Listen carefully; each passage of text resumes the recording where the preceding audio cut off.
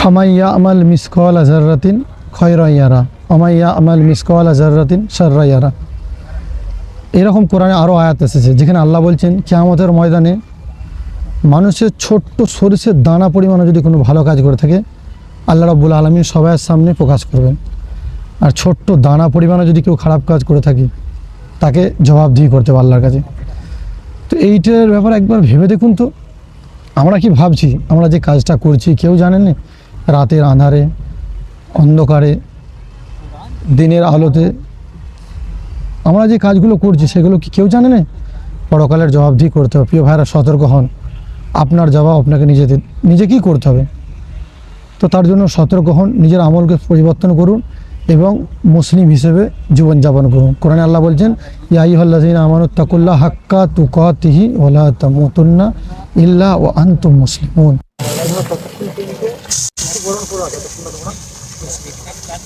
বোঝার তৌফিক দান করুন।